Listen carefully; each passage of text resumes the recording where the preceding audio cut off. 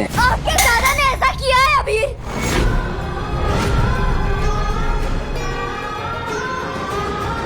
जिसे आप दादा दादा कहते हैं ना, वो एक एक एक पापी है, एक खूनी है, कातिल है, रेपिस्ट है।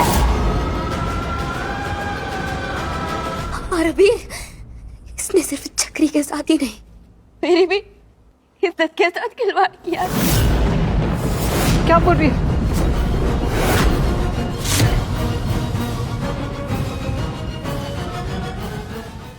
हाँ भी इस गंदे इंसान ने मेरे साथ जबरदस्ती करने की कोशिश की। एक बार नहीं, दो बार नहीं, बार बार मुझे छूने की कोशिश की अमीर।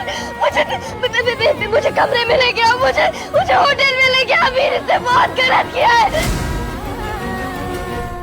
अमीर इसने छुआ है मुझे। यहाँ छुआ। बस क्यों बस करूं मैं? क्यों करूं बस अमीर? ये घटिया इंसान है। पता है इसने मुझसे क्या कहा? मैं बताती हूँ इसकी हरकतें।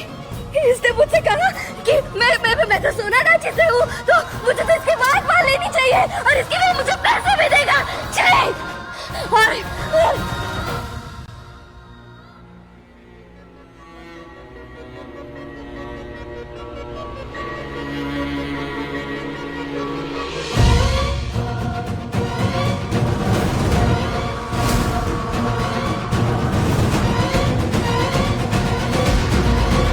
कुछ याद आया?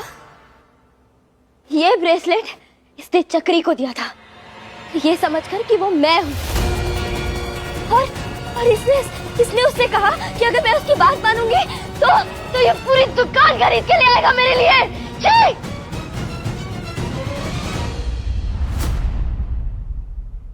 ये तो मेरा ब्रेसलेट है, तुम्हारे पास कैसे आया? अपने पति से पूछे। क्या चोरी किया होगा उसने?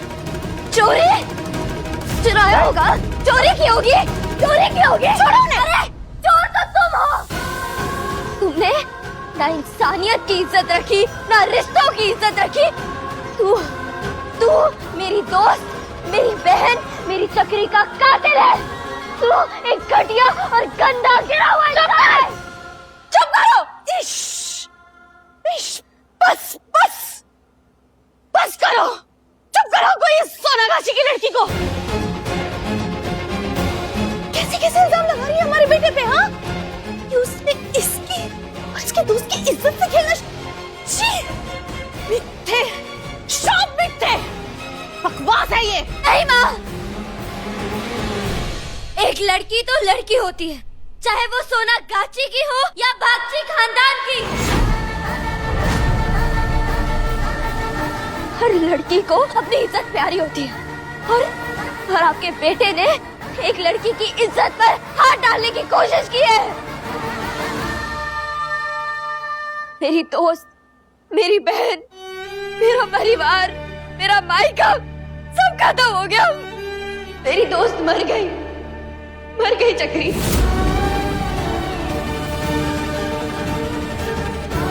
और मैंने उसके मरे हुए चेहरे पर सिर्फ दर्द नहीं देखा, एक डर भी देखा। क्योंकि जब ऐसा घटिया मिस्टर कौशिक बागची जैसा इंसान किसी की इज्जत पर हाथ डालेगा ना, तो सिर्फ शरीर पर चोट नहीं लगेगी, पूरी आत्मा हिल जाएगी।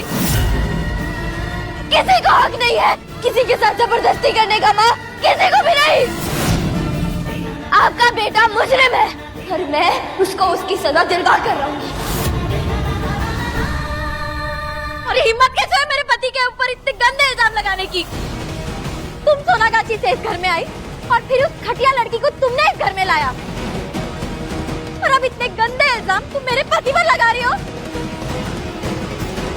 किस हक से तुमने उस घटिया लड़की को इस घर में रखा?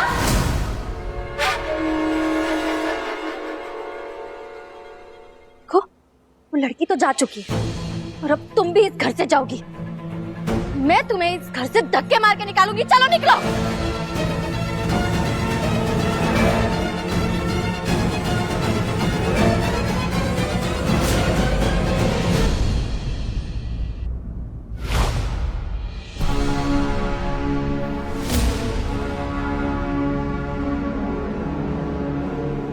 सौदे बस कीजिए प्लीज, और आप सब लोग भी बस कीजिए प्लीज। नहीं अभी, अब सब कुछ ना इसके घर से बाहर जाने के बाद ही रुकेगा। सौदे, मेरी पत्नी को छूना बंद कीजिए। और ये जो तुम्हारे दादा के बारे में बकवास और गलत गलत बातें करी जा रही है, वो तुम्हें सुनाई नहीं दे रहा है? हंस कर रही है ये लड़की यहाँ पर।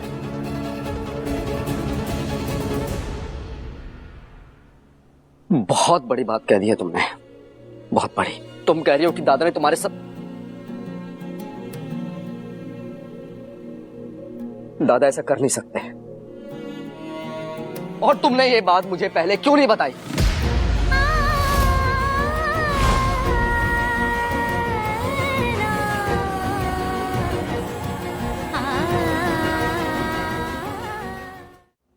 कबीर, मैंने बहुत कोशिश की आपको बताने की, लेकिन हर बार आपका जो आपके दादा के लिए प्यार और इज्जत है ना, बस वो बीच में आ गई। मैं आपका दिल नहीं तोड़ना चाहती थी, मैं इस परिवार के लिए, पप्पा के लिए, बॉडी के लिए चुप रही, और वही मेरी गलती हुई।